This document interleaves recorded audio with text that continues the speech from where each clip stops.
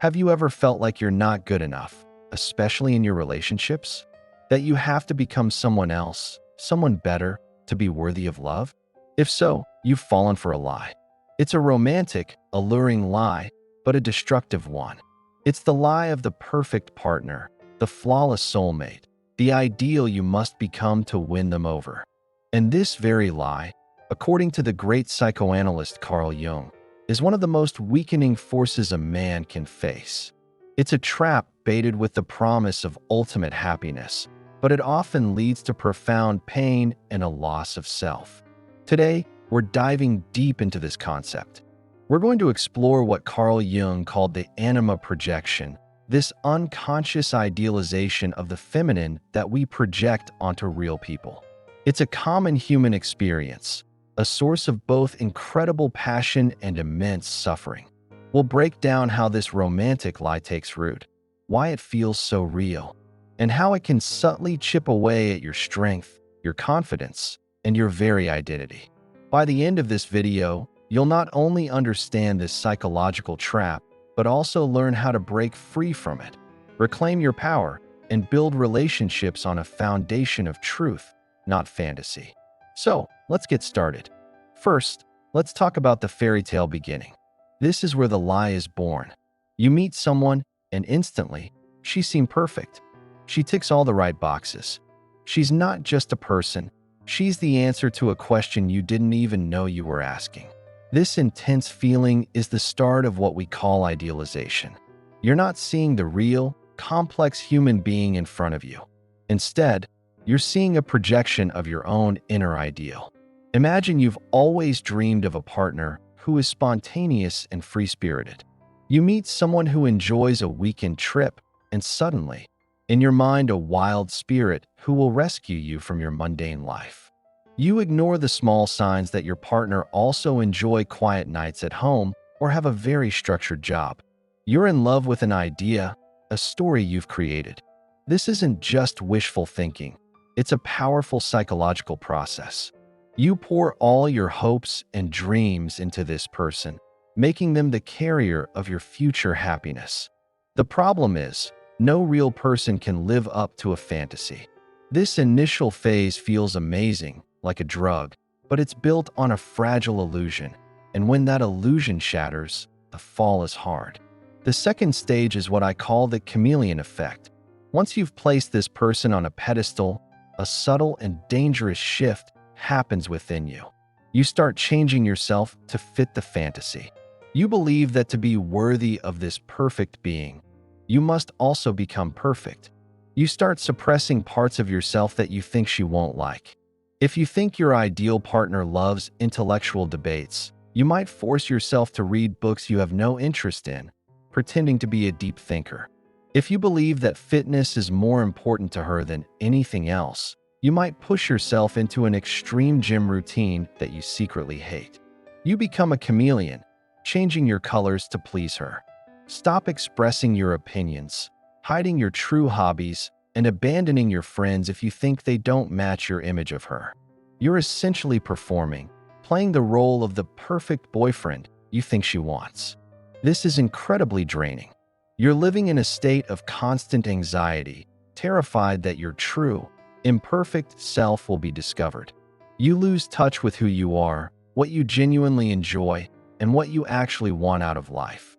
Your self-worth becomes entirely dependent on her approval.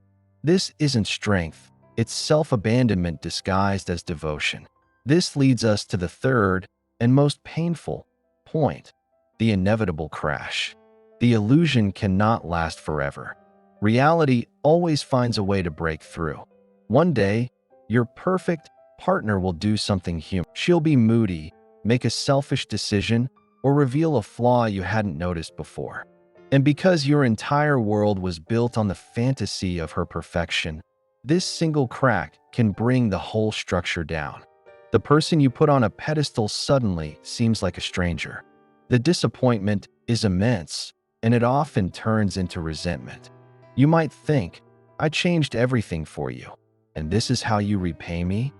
But the resentment is misplaced. She never asked you to change. She never demanded you be perfect. You were the one who wrote the script and cast them in a role they could never play. This is where the lie truly weakens you. The pain of the breakup or the disillusionment feels like a personal failure. You're left feeling empty, not just because you lost a partner, but because you lost yourself in the process. You look in the mirror and don't recognize the person staring back. You have no idea who you are without them, because your identity was completely tied to the fantasy you created. This is the tragic endpoint of the romantic lie. So, how does this all connect to the wisdom of Carl Jung? Jung was fascinated by the unconscious mind. He introduced the concept of the anima, which is the unconscious feminine side of a man's personality. It's an inner archetype, a collection of all the experiences, images, and feelings a man has about the feminine. When a man is not consciously aware of his own anima, he doesn't see it as part of himself. Instead, he projects it onto women in the outside world. This is the psychological engine behind idealization. When you meet a woman and feel that instant, magical connection, Jung would say you are projecting your anima onto her. You're not falling in love with her, but with a lost part of your own soul. The perfect woman is a reflection of your own inner feminine qualities, your own capacity for nurturing, creativity, and emotional connection that you haven't yet integrated into your conscious personality. Jung believed the goal wasn't to find the perfect person who embodies your anima. The goal was to withdraw the projection and integrate the anima. This means recognizing those idealized qualities as part of yourself. Instead of looking for a free-spirited woman to save you from boredom, you must cultivate your own sense of adventure. Instead of needing a partner to be your emotional rock, you must develop your own emotional strength. This process of integration, of taking back your projections, is the journey to true psychological maturity and wholeness. It's how a man stops being weakened by romantic lies and starts building his strength from within. It's not about avoiding love. It's about entering into relationships as a whole person, seeing and loving another whole, imperfect person. So what's the ultimate takeaway from all this? Stop searching for the other half that will complete you. That is the romantic lie. The truth is, you are already whole. The journey isn't about finding a perfect person. It's about discovering the parts of yourself you've been projecting onto others. The qualities you admire so intensely in someone else, their creativity, their strength, their kindness, are often dormant potentials within you, waiting to be awakened. When you feel that powerful pull of idealization, see it as a sign. It's a map pointing you toward your own inner gold. Don't abandon yourself to become worthy of a fantasy. Instead, use that inspiration to become more of who you truly are. True strength isn't found in being half of a perfect couple. It's found in the courage to be a whole, imperfect individual who can love another whole. Imperfect individual, not for who you wish they were, but for who they truly are. The most profound love story you will ever experience is the one where you finally come home to yourself. Thank you for watching. If this video resonated with you, let me know in the comments. And don't forget to like and subscribe for more content that helps you understand yourself better. See you in the next one.